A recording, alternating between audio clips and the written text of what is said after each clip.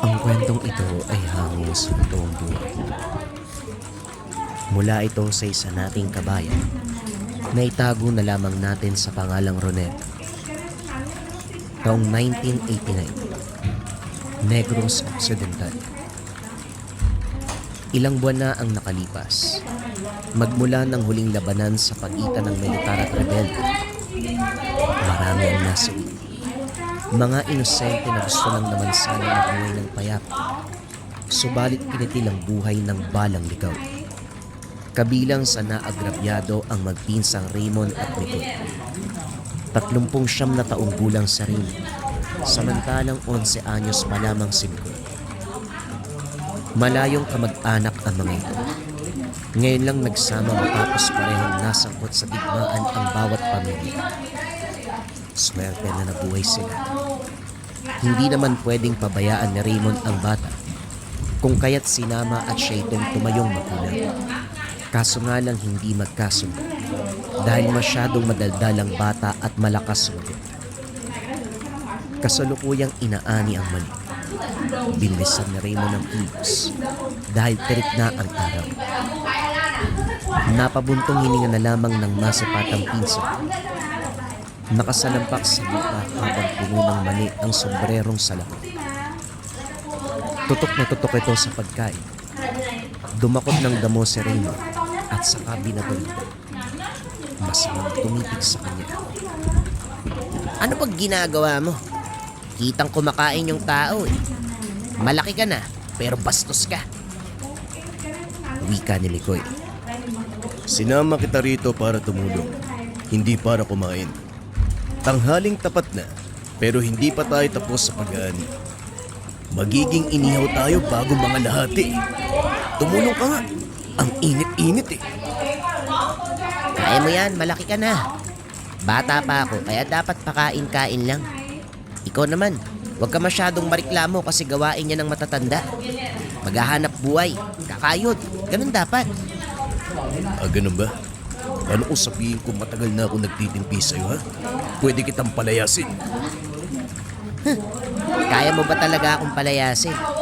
Mawala nga lang ako, maghahanap ka kaagad eh. Teka, rebelde! Nataranta ang bata nang mahagip sa paanan ng bundok ang grupo ng rebelde. Dali-daling nagtungo si Mikoy sa damuhan, kung saan may sekretong lagusan patungo sa tahanan. Ginawa niya ito para kapag lalakwat siya ang bata, mabilis makaiwas kapag makakasalubong ang mga rebelde. Dumiretso kay Raymond ang grupo nang makita siya. Nagbuntong hininga ang binata.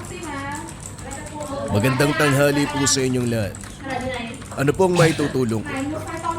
Tinignan ng grupo ang mga mani na maayos na sanang nakailera sa tabi. Napakuyom na lamang si Raymond ng tadyakan ang mga ito. Lumapit sa kanya ang tumatayong leader, si Kasawa. Nagsasawa na kami sa mani mo.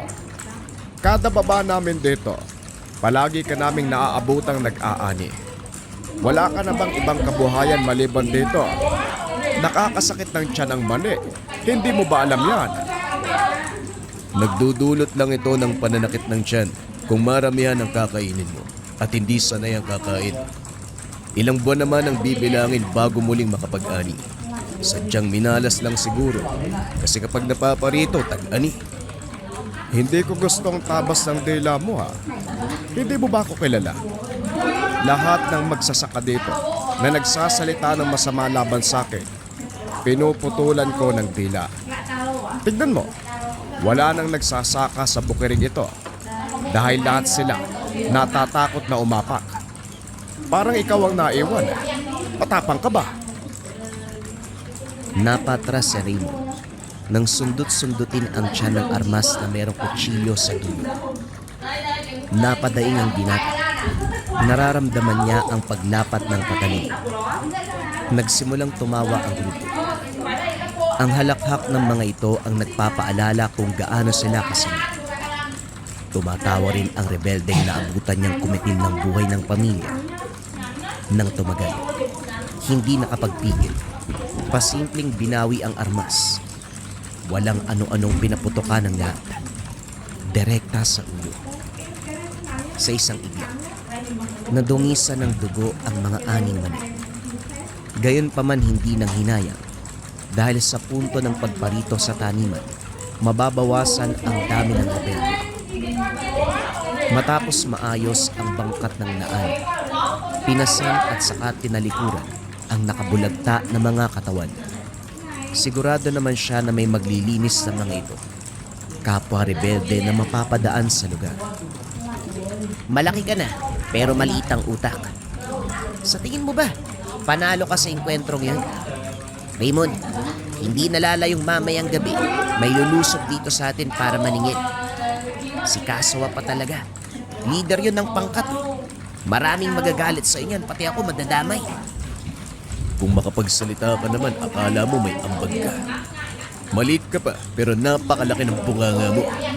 Ganyan ka ba pinalaki ng mga magulang mo? Mabait naman si Tia Ani at Tiyose, pati ang mga kapatid mo. Totoo nga sigurong sabi-sabi ng magkakapatid may pagkakaiba. Kung karamihan ang hilang asal, may isa talaga mag-aasal demonyo. At ikaw yun.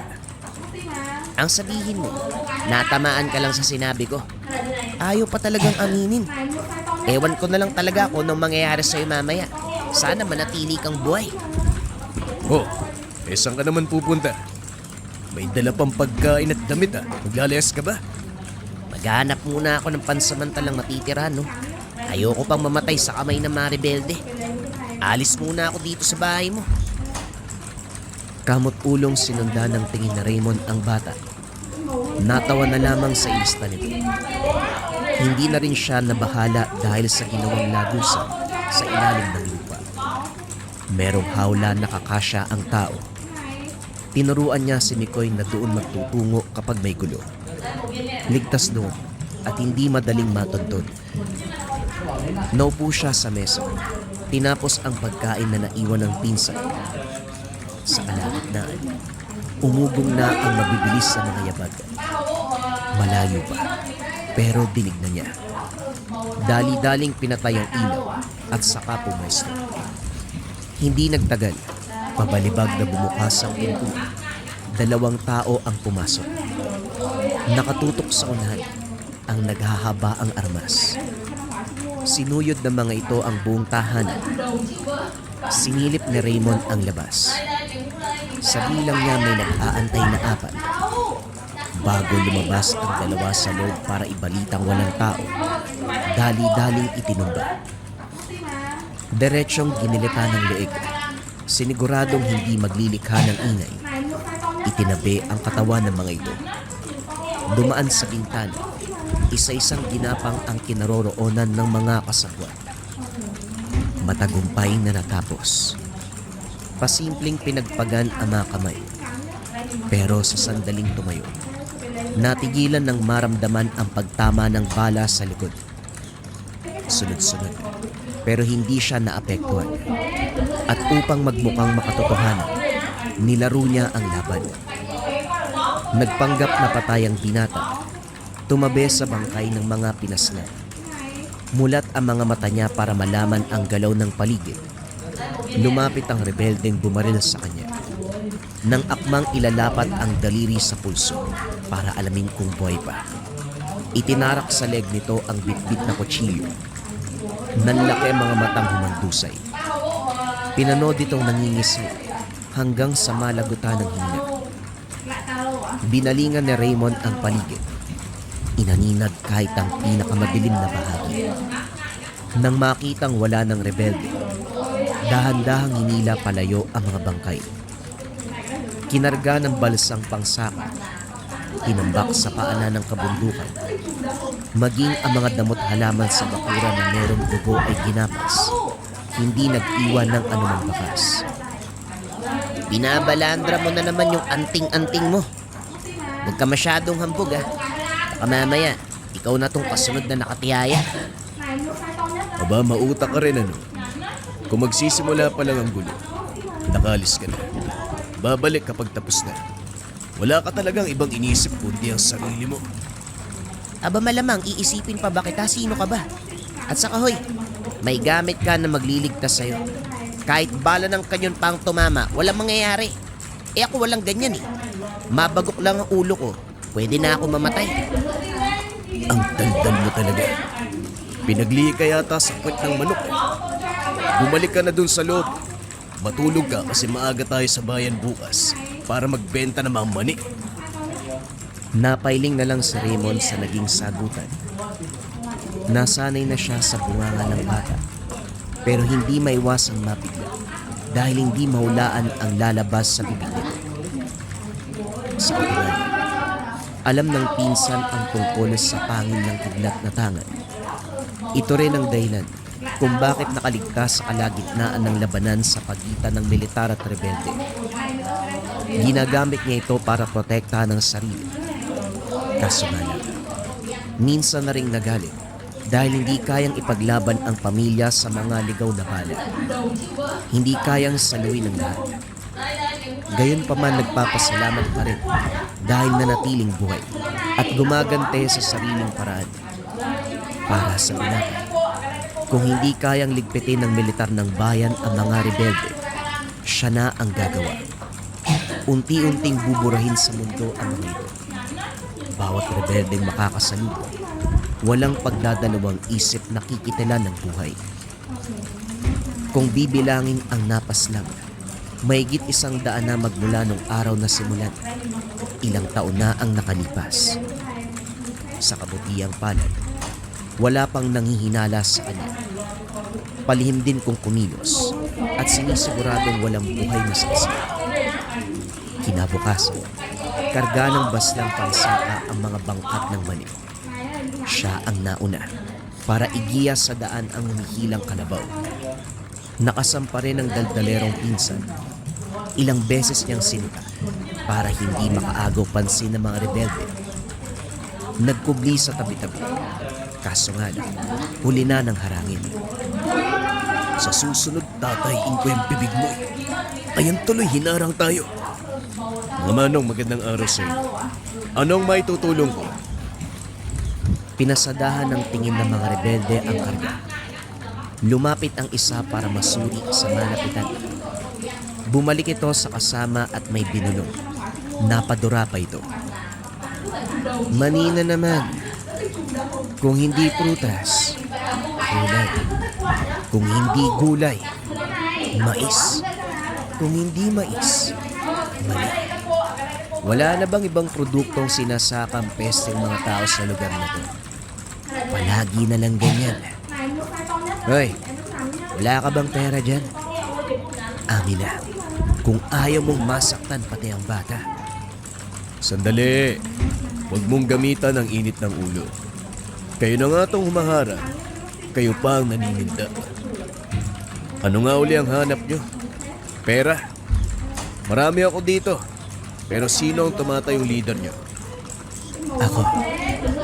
Bakit anong problema? Huwag mo kaming niloloko ha. Dahil pwede kitang gawing pataba ng taniman. Nasaan ang pera? Lumapit ka dito. Pakibaba ng mga armas nyo. Binalingan ni Raymond ang bangkat. Sinenyasan si Mikoy na lumayo muna.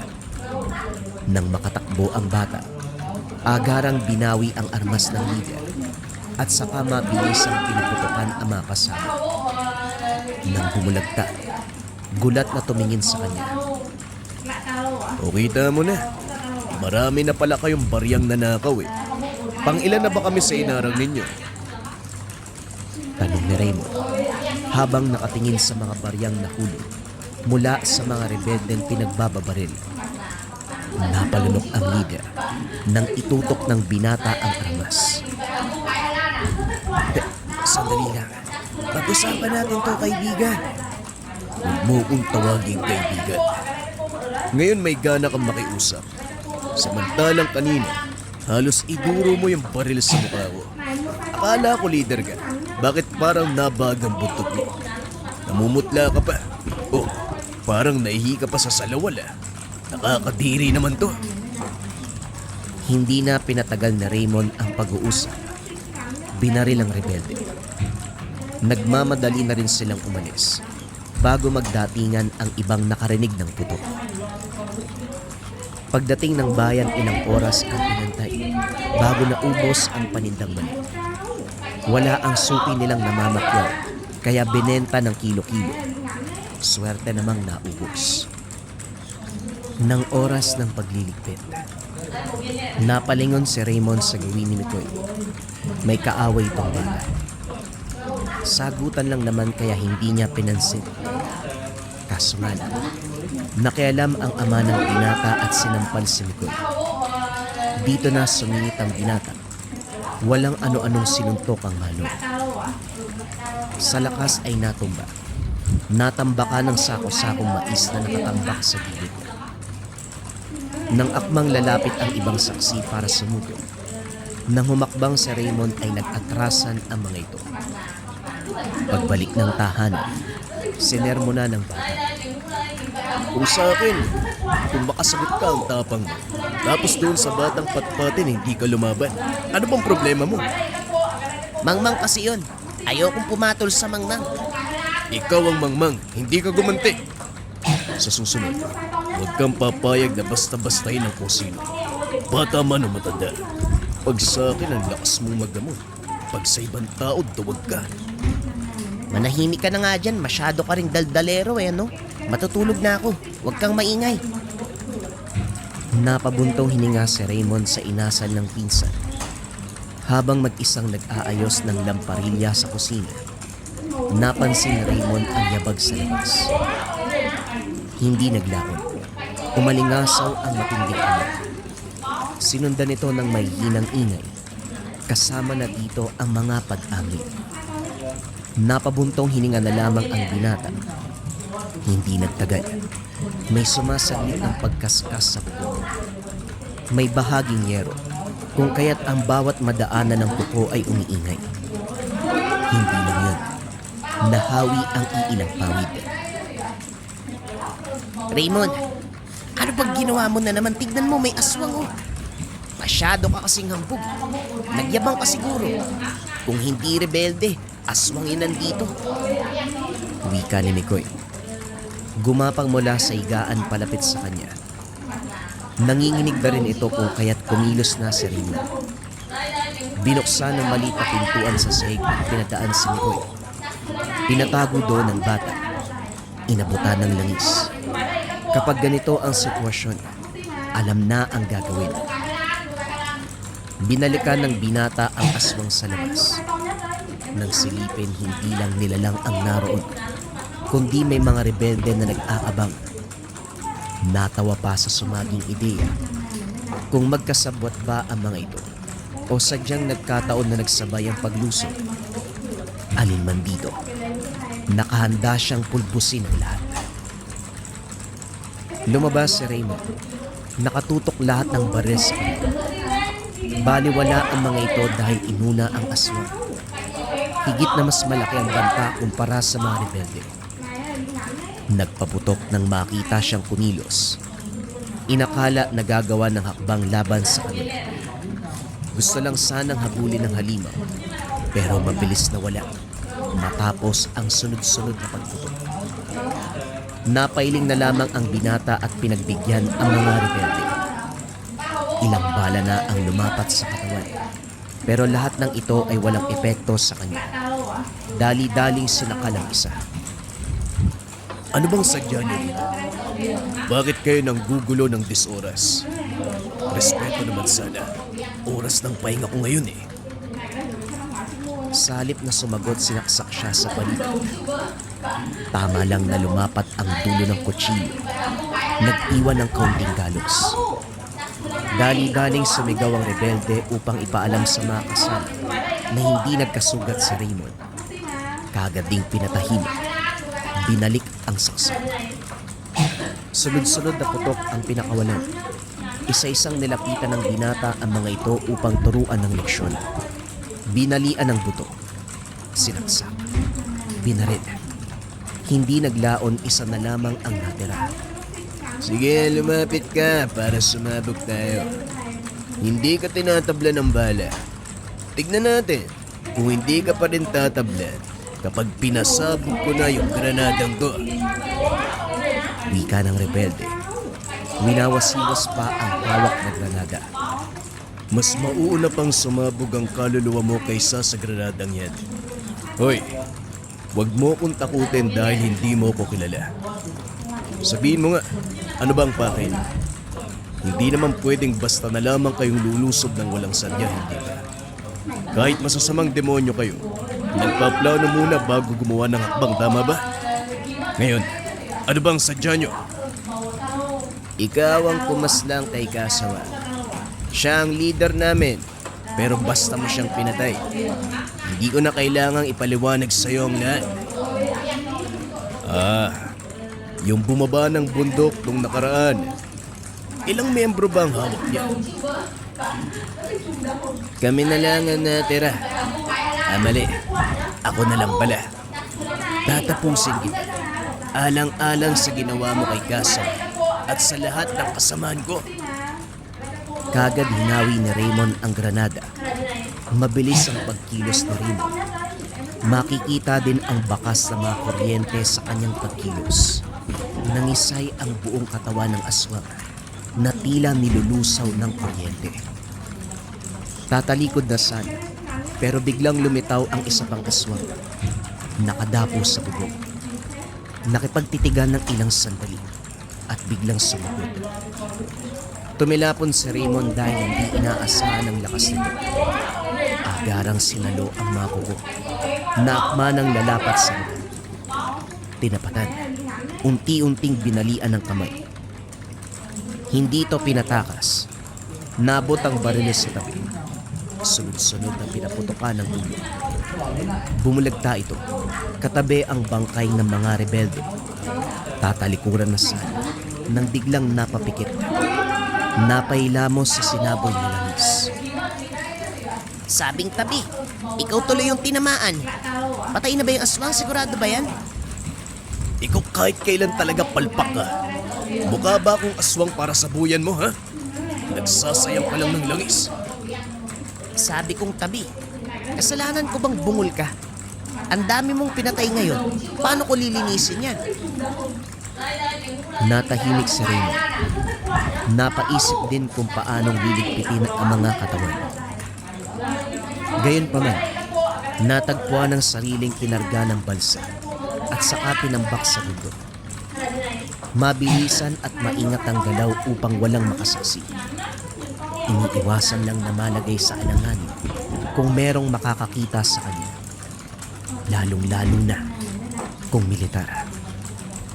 Nang matapos, lumipas ang gabi na parang walang nangyari. Kinabukasan, balik sa pag-aasikaso ng taniman.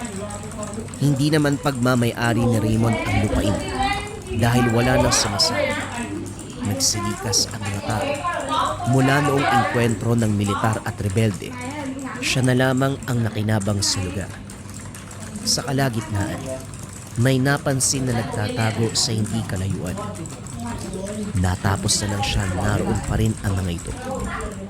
Hindi naman rebelde dahil lantad na lantad ang itsura.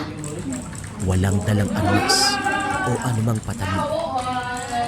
Nanatili lang din ito sa malayuan, subalit panay ang titig sa kanya. Nang matapos ang gawain, binigyang pansin ang mga ito. Mula sa pagkakaupo ay tumayo at sinalubong siya. Magandang hapon po sa inyo. Ano may paglilingkod ko? Magandang hapon din sa'yo, Iho. Pwede bang makahingi ng kaunting tulong? Kahit isang buwig ng saging lang. Ilang araw na kaming hindi nakakakain, kaya kung pwede, kahit kaunti lang. Yun lang ho ba? Naku, dapat kanina pa kayo nagsabi. Akala ko kasi nagpapahinga lang kayo dyan. May isang buwig na hinog doon, no? Sa inyo na lamang yan. Hali po kayo. Pinalapit ni Raymond ang dalawang matanda. Hinayaan niya itong kumain ng kumain. Halatang gutom. Panay subo kahit puno pa ang bibig. Inabutan na rin ng tubig. May tira pa sa kanyang baon kung kaya't binahagi. Kaso nga lang habang tinititigan ang mga ito, unti-unting nagbibigay ng senyales ang tango. Pinagmasdang maigi ang dalawa. hanggang sa lumitaw ang grupo ng rebelde. Agarang binalaan ang mga matatanda na huwag gumawa ng anumang kilos. Sinalubong niya ang grupo. Hindi siya kinabahan dahil kilala ang isa sa mga ito. Binata, kilala mo ba ang dalawang yan? Pinakain mo pa talaga. Wika ng rebelde habang masamang tumititig sa matatanda. Panay lang sa pagkain ang mga ito. Kunot noong sumagot si Raymond. Bakit naman ho, alias Dido? May problema po ba kayo sa kanila? Hindi mo na dapat pinansin ang mga yan, Raymond. Hindi sila ordinaryong tao. Alam mo na ang sinasabi. Ibalato mo na sa amin ang mga yan. Ikaw umuwi ka na. Mga bata, pwesto! Siguraduhin matatamaan sa ulo o puso para matapos kagad. Teka, sandali lang naman. Ano bang problema? Bakit? Nagulat si Raymond. Wala na sa kinauupuan ang dalawang matanda. Sabi ko naman sa iyo, hindi sila ordinaryo. Dumaan sa kuta ang mga yon. Nagpaawa kaya tinulungan namin. Pinakain, pinainom. Pero bumalik kinagabihan. Hindi lang isa o dalawa sa mga tauhan kong pinaslang ng mga yon. Maging ang anak ng kasama namin dinali din. Teka, hindi ba may pinsan ka bata? Mabuti pang umuwi ka na bago pa may mangyaring masama. Hindi natin alam kung ano ang gagawin ng mga yon. Maglilibot kami sa lugar. Hagilapin kahit saang liblib magtago. Kilos na mga bata. Mag-iingat ka, Raymond. Dali-daling kumilos ang grupo. Si Raymond naman tinakbo ang daanan pa uwi. Laking ginhawa nang makita si Nicole. Natutulog ito. Bumalik na lamang sa labas para balikan ang sakit. Makalipas ang ilang sandaling pabalik-balik sa paghakot. Dito natigilan ng mabungaran si Nicole. Nakaamba sa bintana. Nakatitig sa kanya pero ang mga mata ay kakaiba. Dito napansin ang senyales ng mulya. Nang maintindihan ng kaganapan, kagad umarte ang binata. Ligoy, aliga. Kumain na tayo dito. May natabi akong ulam mula kaninang agahan. Hindi pa naman panis, kaya pagtsatsagaan na lang natin. Habang hinahanda ang mesa, napansin ni Raymond ang dahan-dahan nitong paglapit. Hindi na ito bata. Nag-iba na ang bubog. Maigpit ang pagkakahawak sa tinidor. Akmang kakalmutin ay inunahan. Tumagos ang tinidor sa mata nito. Hinawakang mabuti at diniinan ang pagsaksak. Dahan-dahang napalod ang aswang habang humihiyaw. Sinaksak ng sinaksak hanggang sa hindi na maipinta ang itsura. Dali-daling hinanap si Nicole. Wala na ito sa tahanan. Wala rin sa mga lihim na taguan sa silid at sa ibang bahagi ng paligid. Walang bakas na may naglabas-masok sa mga ito. Kinabahan na ang binata. Naisip ang sinabi ni alias Dido kanina. Sa paghahanap, nakasalubong ang grupo nito. Alias Dido, nakita niyo ba ang pinsan ko? Wala siya sa bahay. Hindi ko mahanap. Hindi din namin nakita. Hindi ba nagmamadali kang umuwi kanina? Iho, baka tinangay ng matatanda yon. Ang ginawa nila sa mga tauhan ko, pinalitan ng replika. Inakala namin sila yon. Yung pala mga aswang na. Mataas na uri ng panlilin lang ang ginagamit nila. Napasabunot ng buhok si Raymond. Nag-aalala para sa kalagayan ni Nicole. Hindi naglaon dumating ang kasama ni alias Dido para ibalita ang natuklasan. Nahanap ang matatanda at kinumpirmang may kasamang bata. Sabay silang sinugod. Naabutan sa kuweba ang dalawang aswang na handa na para biktimahin si Nicole. Dali-daling nagpaputok ang mga rebelde para iligtas ang bata. Natarantang tumakas ang mga halimaw. Kinuha ni Raymond ang pinsan. Nanginginig ito habang sinisisi siya. Hindi na lamang pinansin. Ibinilin muna kay alias Dido. Hoy, sa papupuntang paliw ka ba? Susundan mo mga aswang. Nahihibang ka na ba, Raymond? Alam ko ang ginagawa ko. Pakibantayan muna si Mikoy. Liligpitin ko lang ang halimaw. Hindi na nagpigil pa ang binata. Wala ding ideya ang rebelde na meron siyang tangan, kaya ganun na lamang ang reaksyon. Madaling natunton ang kinalalagyan ng mga ito. Nasa gupat pa dahil sugatan ng isa. Maluba ang tama sa tiyan. Hindi iniwanan ng kasama. Tinulungang patigilin ang pagdurugo. Pabirong hinagisa ng halamang gamot. Mga lolo, baka makatulong ang dahon na yan. Lamutakin nyo, tapos ipiga ang dagta sa sugat. Malubha pa naman ang tama mo. Siguradong mamamatay ka. Naalerto ang mga ito. Nang ibalanda ni Raymond ang pangin ng bigla. Salitan ang paglunok ng dalawa. Ang isa ay naghamon, pero tinawanan ng binata. Iho, pabayaan mo na kami. Nagutom lang kaya naisipang tikman ng bata. Pasensya ka na. Hindi namin yun natuloy, kaya hayaan mo na kaming makalayo. Ipinapangako ko hindi na kami papali. Pasensya na rin, Manong. Pinsan ko ang biniktima nyo. Nakaugalian ko kapag merong nag-agrabyado sa kanya.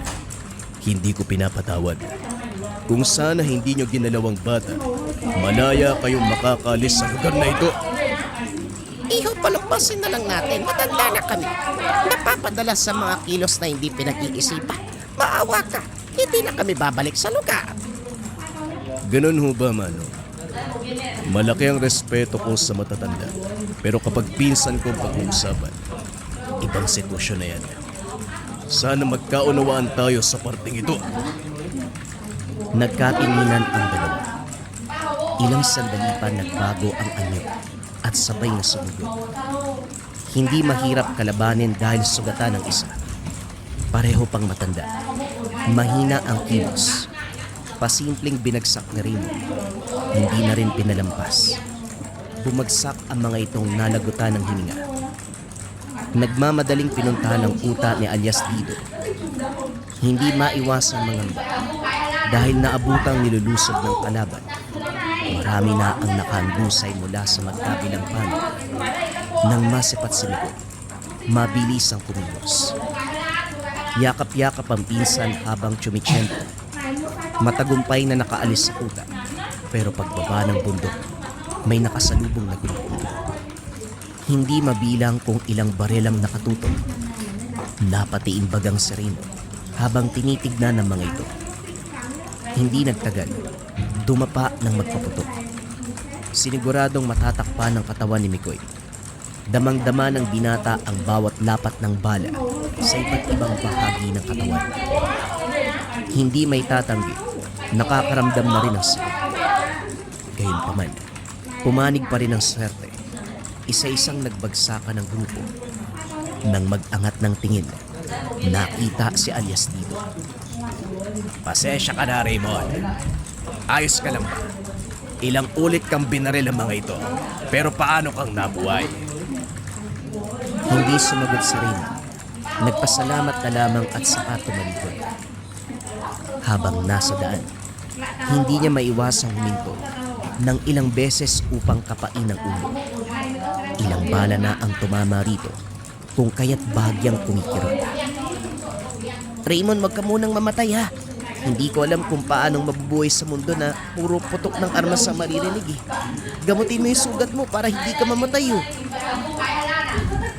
Naantig ang puso ni Raymond sa sinabi ng bata. Naawa ito. Namulat sa kalagitnaan ng hindi matapos-tapos na hidwaan sa pagitan ng militar at rebelde. Minsan pang sumisingit ang banta ng aswang. Tinapik niya ito sa palikot.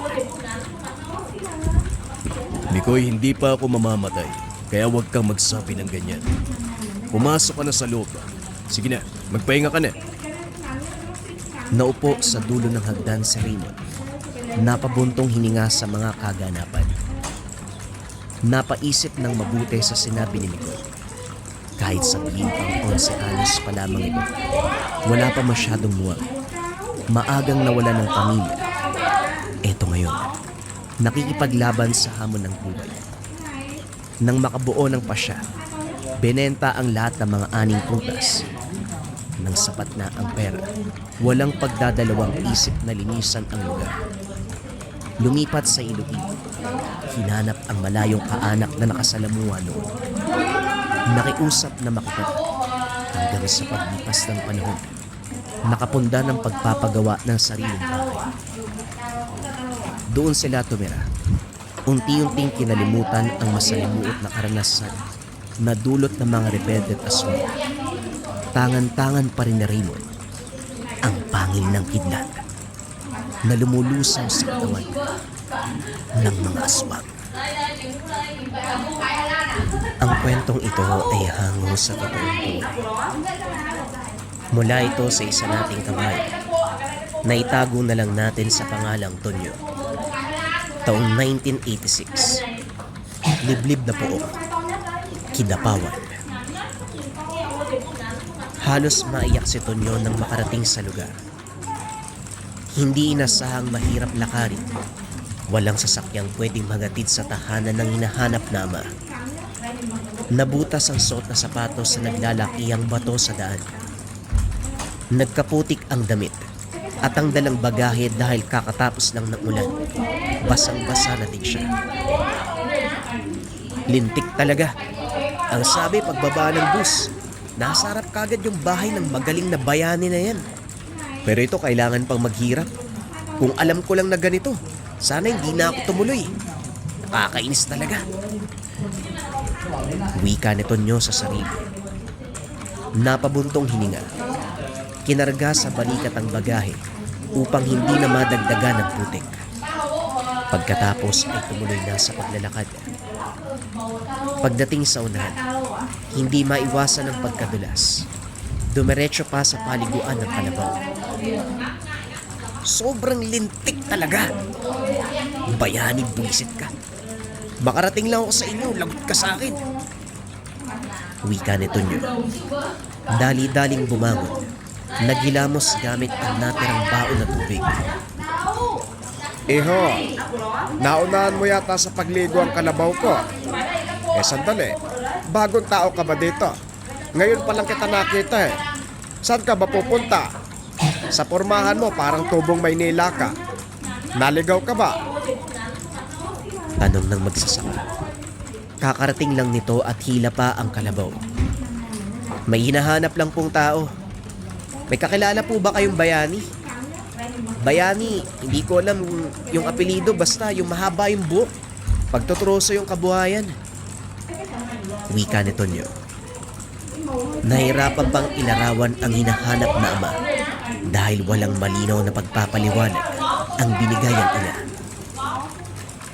Siya ni bang tinutukoy mo? Baybayin mo lang ang daanan. Sa dulo makikita mo ang bahay ni Yane. Walang ibang bahay doon kung hindi sa kanya lang. Kaano-ano ka ba niya? Hindi naman masasabing anak. Wala yatang asawa yun eh. Baka nagtataka ka kung bakit ako nagtatanong ha. Kaibigan ko ang taong yon. Gusto ko lang masiguro na mabuti ka. Baka mamaya, kunong kamalasan ang dalin mo eh. Nga pala, Esther ang pangalan ko. Aba ayos ah. Ako pa talaga yung malas. Ikaw nga po itong mukhang malas eh. Ang dami mong sinasabi. Mas maingay ka po. Mauna na nga ako sa'yo. Wika ni Tonyo. Naglakad sa nasabing direksyon. Ang bastos doon. Kung makapagsalita, parang bata ang kausap niya. Tututusin, mas matanda pa ako sa hinahanap mong bayani. Masundo nga kita kapag nagkita kami. Dayo ka lang sa lugar pero pasmado yung bunganga. Wika ni Mang Esther. Umiling na lamang habang hinahatid ng tanaw ang papalayong binata. Sa kabilang banda, narating din ni Tonyo ang tahanan ni Bayani. Walang katao-tao sa lugar. Sarado ang mga bintana at pintuan. Maraming pananim sa bakuran. Mga gulay, herbal at bulaklak.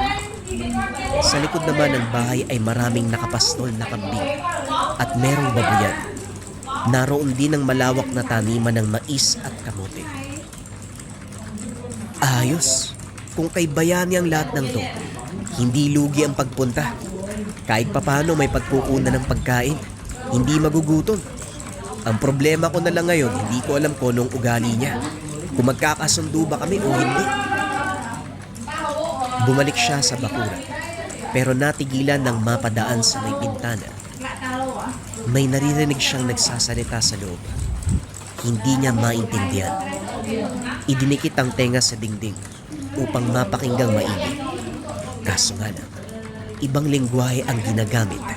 Hindi talaga niya maintindihan. Teka, dayuhan ba tong tatay ko? Ibang lengguwahe yung ginagamit ah. Pero sabi ni nanay, Pilipino si Bayani. Paano ganyan salita yung sinasabi niya? Siya ba talaga yung nagsasalita? Wika ni Tonyo sa sarili. Upang masagot ang mga katanungan, nagpunta siya sa pintuan. Paulit-ulit na kumakatok hanggang sa pagbuksan. Napatingala naman siya nang bumungad ang taong nagngangalang Bayani. Matangkad, naglalabasan ang mga ugat sa naglalakihang braso. Hanggang balikat ang haba ng buhok. Masama ang tingin. Nakakunot ang noo. Ang lakas ng loob mo mambulabog sa ganitong oras. Sino ka ba? Hindi to tanggapan ng mga nawawala. Wala akong maitutulong sa mga taong naliligaw. Napapitlag si Tonyo. Ngunit hindi siya nagpatinag. Taas noong sinalubong ng tingin ang harap. Ikaw ba si Bayani? Huwag mo akong itaboy na parang aso. Meron kang responsibilidad sa akin. Kung noon, wala akong nagawa ng iwanan mong parang tuta. Pues hindi na ngayon. Malaki na ako eh. Hindi makakapayag na itaboy mo uli. Anak mo ko. Tumabi ka nga sa dadaanan ko. Utuloy ako dyan.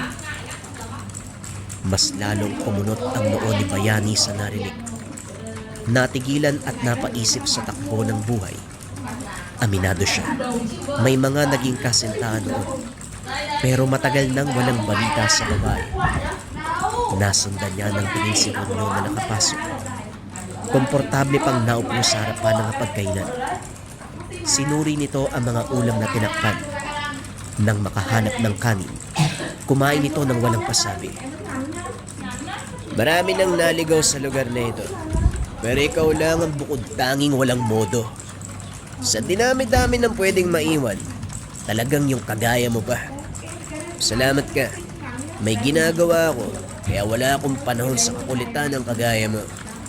Bitbitin mo ang gusto mong bitbitin. Sa'yo na ang lahat ng pagkain sa mesa. Pati kaldero, buhatin mo. Basta lumabas ka. Pinagbuksan niya pa ng pintuan sa Tonyo. Mukha mo. Simula sa araw na to, dito na ako titira. Huwag mong takbuhan yung responsibilidad mo. Anak mo ko. Napabuntong hininga si Bayani. Hindi nagustuhan ng inasal ng binata. Humakbang siya at lumapit dito. Hoy, ulupong. Lumabas ka sa tahanan ko. Hindi ko galing ulit-ulitin ang salita kapag nasabi ko na. Kaya kung ako sa'yo, umalis ka na kung ayaw mong masaktan. Hinugot ni Bayani ang Chris. Isang uri ng sandata. Pero sa halip na masindak ay tumawa lang ang binata. Ayos yung sandata mo, baliko. Sino bang gumawa niya ng mga kaltokan ko? Gagawa na nga lang ng sandata, hindi pa tuwid. Lasing ba yun? Masyadong matabil ang dila mo, iyo. Ang lakas ng loob mong pagtawanan. Ang isang pambihirang sandata na ginagamit pang tugis sa mga nilalang. Baka gusto mong mabilang sa kanila. Hindi ka aswang, pero pwede kitang patayin. Kalma lang. Hindi mo ba napapansin? May pinagbanahan lang ako. Gusto mo kong patayin? O sige. Kung kaya mong patayin ang taong mismong mula sa dugo at laman mo. Muling napabuntong hininga si Bayani. Nagkikiskisan ang mga ngipin sa labis na bibig. Hindi niya nasana sa kalagitnaan ng pagdarasal. May ligaw na binatang manggugulo. Ito pa ang pinakitang asal. Pinipilit mong anak kita, sige. Pagbibigyan kita ng oras para magpaliwanag. Siguraduhin mo lang na aakma ang mga salita mo. Dahil kung hindi, puputulin ko yung dila mo. O sige, makinig ka. Kapag ako naman yung tama, ikaw ang may bigwas sa akin. Pinaliwanag ng binata ang buhay niya at ng ina na dating kasintahan ni Bayani. Hindi lang nito nalaman na may anak sila dahil lumuwas ng Maynila at nang tumagal nakapag-asawa ang babae na isang alagad ng batas. Pero nasuli pagkasangkot sa isang operasyon. Ang matindi pa, nadamay ang ina dahil sa maling akala. Bago ito pumanaw, naikwento ang tungkol kay Bayani na siyang tunay na ama ni Tonyo. Dahil naiwang mag-isa sa buhay, napilitang hanapin sa kasuluk-sulukang bahagi at ito siya ngayon, nasa tahanan mismo ni Bayani. Matapos ng mahabang usapan, natahimik si Bayani. Walang masabi sa mga kaganapan. Ang huling balita, iniwanan ng kasintahan, pero ngayon ay may nagpakilalang anak. O ano, ayaw mo pa rin maniwala? Bahala ka, basta dito ako titira sa ayaw sa gusto mo. May banyo ka ba? Gusto kong maligo, ang baho ko na eh. Nadulas ako sa putikan papunta rito. Itong lugar nyo nakakasar, ang hirap ng daan. Teka, sandali. Hindi ako kumbinsido na anak kita.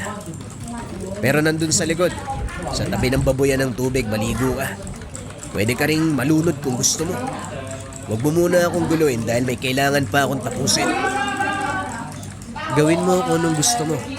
Gagawin ko rin kung anong gusto ko. Tugon ni Tonyo. Lumabas ito ng tahanan at nagtungo sa paliguan. Samantala, iwinaksi muna ni Bayani ang pag-iisip sa presensya ni Tonyo. Ipinagpatuloy ang naudlot na dasal. Muli niyang binitbit ang libro at saka sinimulang basahin ang nakasulat na Latin. Ginawa ito sa tahimik na paraan. Pagkatapos, isinunod ang pag-oorasyon sa tangang medalyon at sa sandatang ginamit sa pagbuksa ng mga nilalang. Sa kalagitnaan ng ginagawa, napansin niya ang presensya ni Tonyo. Nakamasid ang binata, sumilip sa butas. Pasimple siyang kumuha ng pantakip at itinapal. Nagpatuloy sa pag-oorasyon. Pagkatapos ng lahat, lumabas siya at muling nakasagutan ang binata. Akala mo siguro wala akong naririnig. Aminin mo nga, miyembro ka ba ng kulto? Ang sabi ni nanay, may ganyang grupo dito sa Mindanao. Kung kasapi ka, matanong ko nga, ano bang ginagawa nyo? Pumapatay ba talaga kayo ng tao tapos binibenta nyo yung lamang loob? Umiinom ka ba ng dugo? May paniniwala kasi na kapag uminom ng dugo ng tao, yung buhay daw naduduktungan. Kaya siguro buhay ka pa hanggang ngayon kasi Kung may bitbit akong patalim, putol na sana ang dila mo. Tahimik na tao si Andrea, pero ikaw, sinasabi mong anak ka, ang bastos mong magsalita. Kakarating mo lang sa lugar na to, sa tahanan ko. Pero ayaw tumigil ng bunganga mo. Naririnti na ako. Wika ni Bayani. Pinutol ang pagsasalita nito niya. Kaso nga lang, wala itong balak na tumigil. Ay sus, naiya pa. Aminin mo na. Kahit sumilip lang ako sa butas. Nakita ko pa yung mga gamit mo, may mga kandila, may libro, may anting-anting pa. Naguguluhan tuloy ako kung miyembro ka ng kulto o mangkukulam. Alin ba sa dalawa? Hindi nagpigil si Bayani. Hinila pa itaas ang binata. Dali-dali naman itong kumapit sa kamay niya. Makikita rin ang takot at pagkabigla sa mga mata. Kapag sinabi kong manahimik ka, tumahimik ka. Hindi uso sa akin ang pasensya. Kung gusto mong sikatan ng araw, sumunod ka sa bawat sasabihin ko.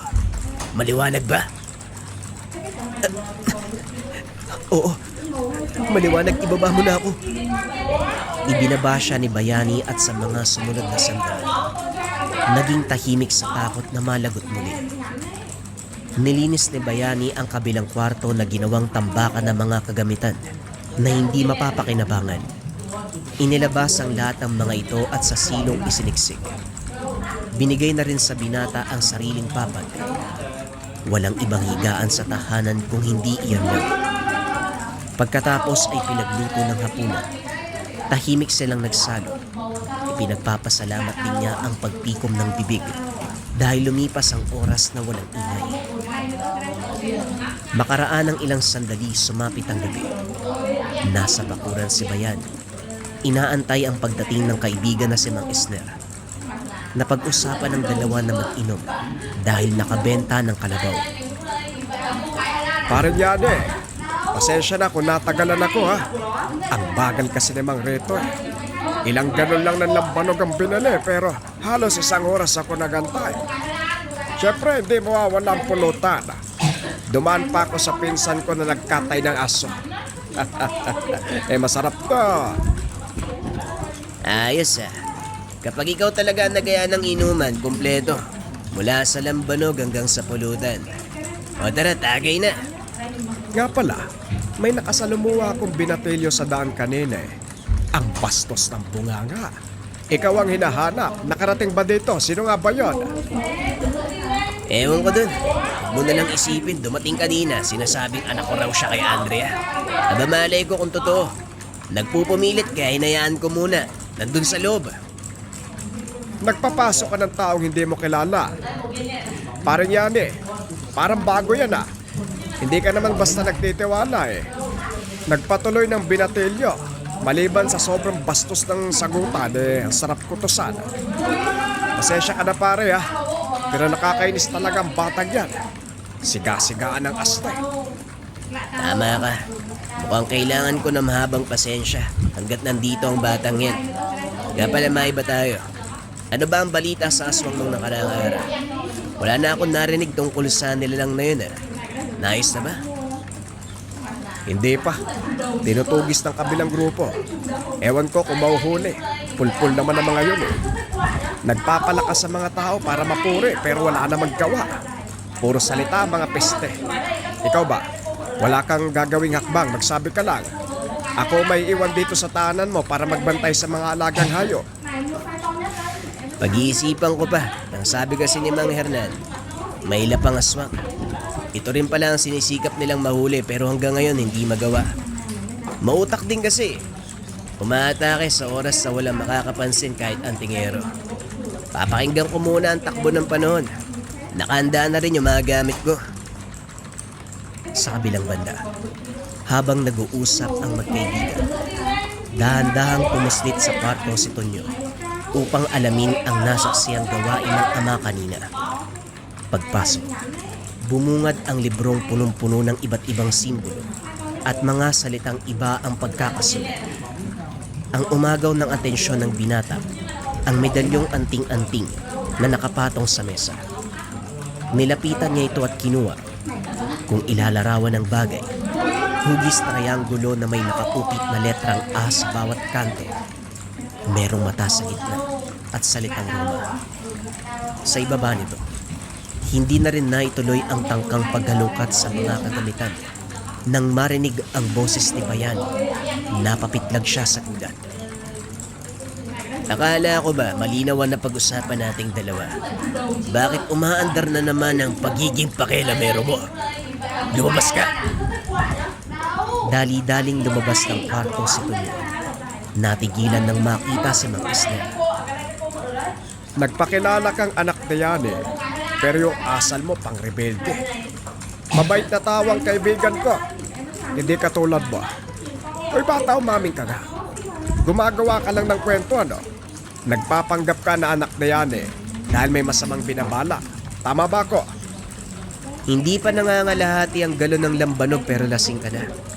Hindi ko galing magsinungaling, Manong. Totoong anak ako ng taong to. Nasa inyo na rin kung maniniwala o hindi. Basta nagsasabi ako ng totoo. Makatulog na nga. Wika ni Tonyo. Pumasok ito sa kwarto. Tinalikuran ang matanda. Sayang. Malalaman ko na sana kung anong klaseng kababalagan yung ginagawa ng taong yun sa kabilang kwarto. Nahuli pa. Basta, kung hindi man siya miyembro ng kulto, posibleng isang makukulang. Kaya siguro iniwan ni nanay. Kampo ng kasamaan. Halata naman sa itsura. Mukhang hindi mapagkakatiwalaan. Wika ni Tonyo sa sarili. Umiling na lamang at saka sumampa sa higaan. Kinabukasan, pagkagising unang nabungaran ni Tonyo ang may hinang pag-usal mula sa kabilang kwarto. Dali-dali siyang sumilip. Nakita ang ama na nakaluhod karap ang altar. Hawak ang libro. May binabasa mula rito. Dahil sa lingwaheng gamit, hindi niya maiwasang kilabutan. Pakiramdam pa'y anumang oras may lalabas na nilalang pagkatapos itong samputin. Minabuti na lamang manahimik habang pinapakinggan ng mga ito. Ilang sandali pa. Natapos at lumabas ng silid si Bayani. Kahit umakto ka na parang walang nangyari, huli ka na. Nakita kitang sumilip eh. May pagkain dyan sa mesa. Ikaw na ang bahala sa sarili mo. Kumakain ka naman siguro ng gulay ano. Yan lang naman ang nakain. Ganyan ang pagkain dito ha. Kung gusto mo ng karne o ibang putahe, maghintay ka hanggang sa araw ng sahod ko. Pasok muna ako sa trabaho para may pangtusto sa'yo. Maiwan ka dito sa bahay. Bibilinan kita ng isang bagay na dapat mong tandaan. Huwag na huwag kang pupunta sa malayo kung sakaling maisipan mong lumabas. Baguhan ka sa lugar. Mahirap na. Baka maligaw ka. Mahirapan pa ako sa paghanap. Alis na ako, Ulupong. Tonyong pangalan ko, Tinggi Ulupong. Eto, may pangalan yung tao tapos tatawagin ng kung ano-ano. Pag-alis ni Bayani, dali-dali siyang pumuslit sa kwarto upang masuri sa ikalawang pagkakataon ang mga kagamitan. Kaso nga lang wala nang naabutan. Malinis ang mesang pinaglalagyan. Maging ang mga kandilang nakatirik sa gilid ay wala na rin. Maging ang libro at iba pang gamit. Itago mo man ang lahat ng yon. Hindi pa rin mababago ang tingin ko sa'yo. Isa pa mang kukulang. Pinapagalitan pa ako kasi matabil daw yung dila ko. Pero siya naman yung may masamang ginagawa. Ay nako, naging tatay pa kita. Mabuti hindi ako lumaki sa poder mo. Pagkalipas ng ilang sandali, naglibot-libot siya upang makita ang lugar.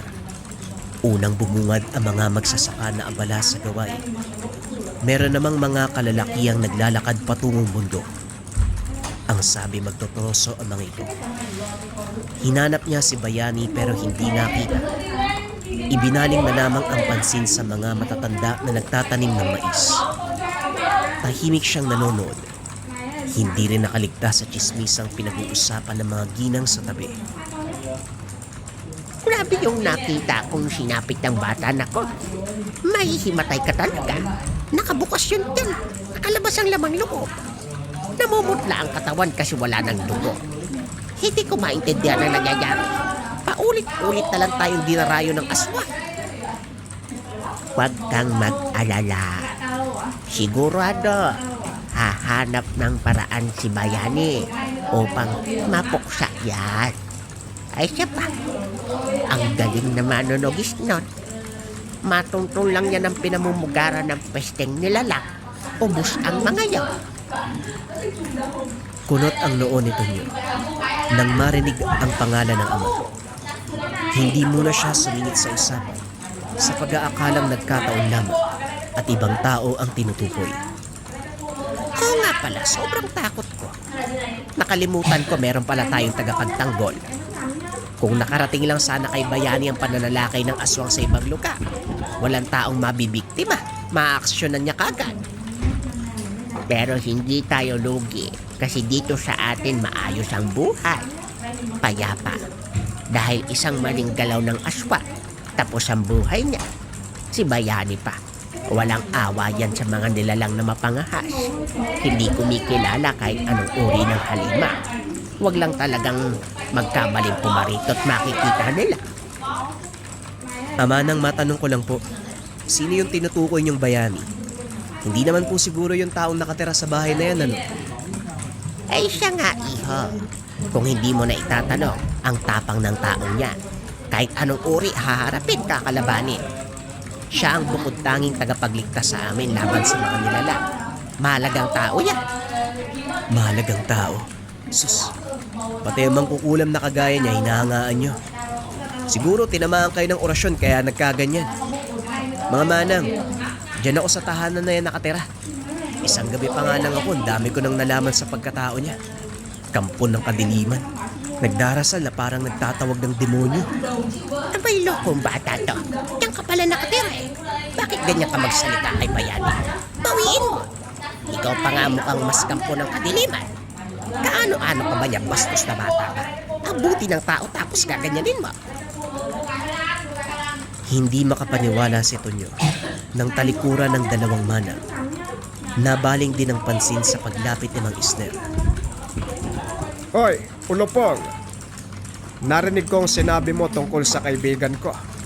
Kung makapagsalita ka, kala mo kilalang kilala si Bayani. Naiintindihan ko naninibago ka sa lugar lalo na sa buhay ni Yani. Pero isa lang ang masasabi ko. Mabuti siyang tao at hindi mapukulang. Kung sinasabi mo diyang, ay nako, tumutugi siya ng aswang. Hindi nagdadala ng sakit sa mga tao.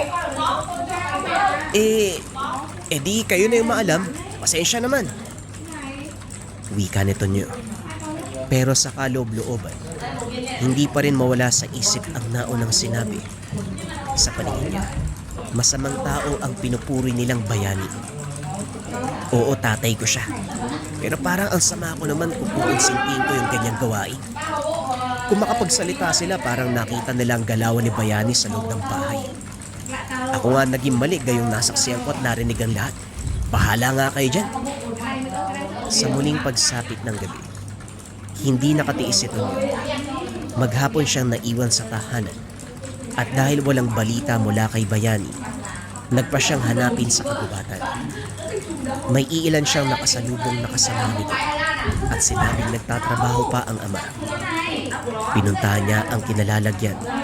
Sa halip na pumuputol ng kahoy ang maabutan, napansing umuusal ito ng dasal habang nakatingin sa madilim na bahagi ng paligid.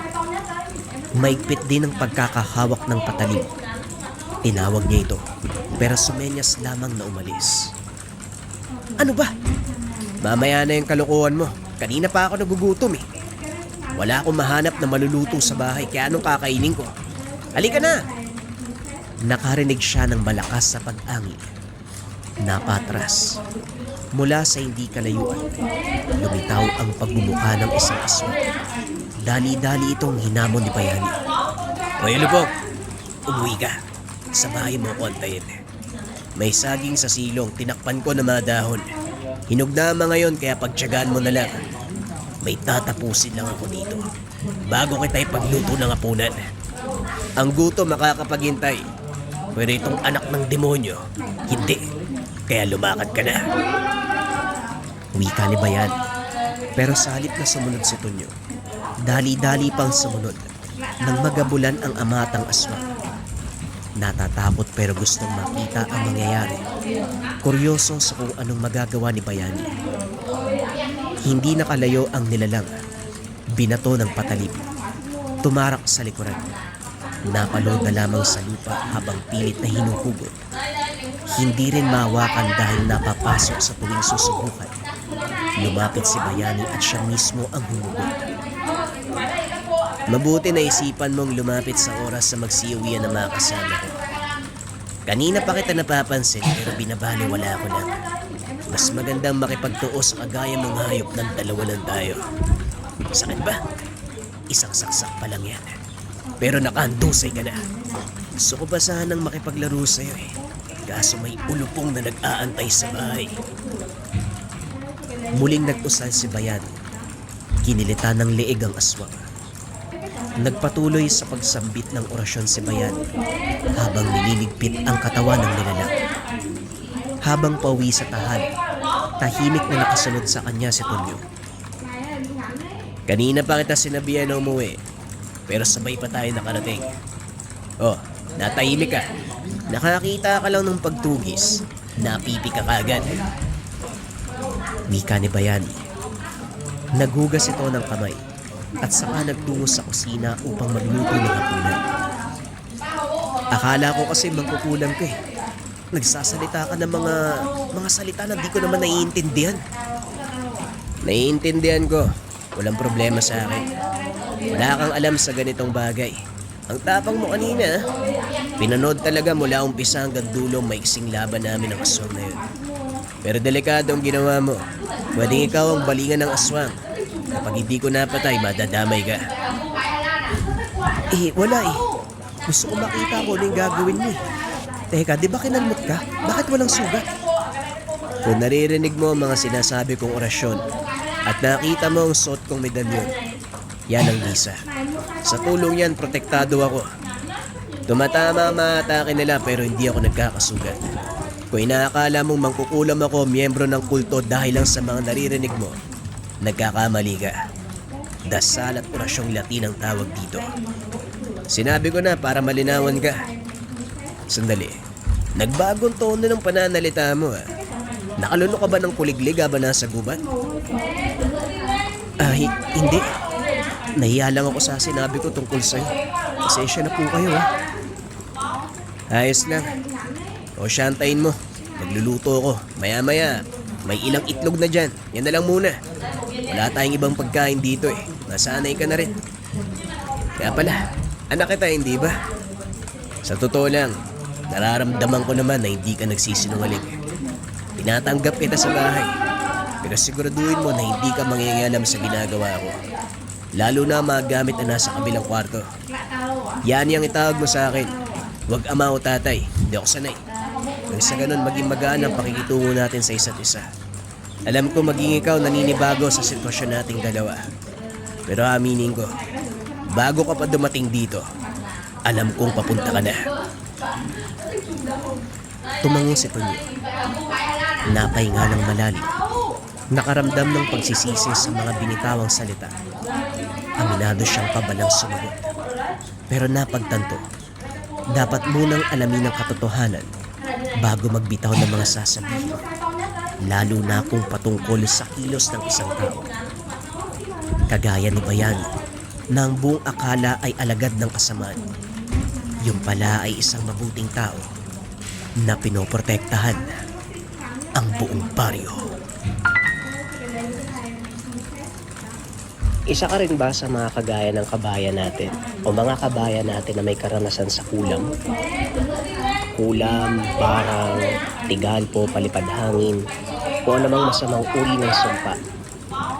Kung naranasan mo na yung mga bagay na yun, kabayan, o nangangailangan ka ng pandepensa sa kulam, barang, tigalpo, palipad hangin, pwede mong subukan tong habak de bala from Lika Merchandise. Sobrang nagte-trending to ngayon mga kabayan. Marami yata ang nakakaranas ng masamang uri ng sumpa. Kung nangangailangan ka kabayan ng mataas na uri ng pangdepensa sa spiritual, subukan mo tong habak de bala from Lika Merchandise. Kung interesado ka, i-visit lang ang shop ng Lika Merchandise.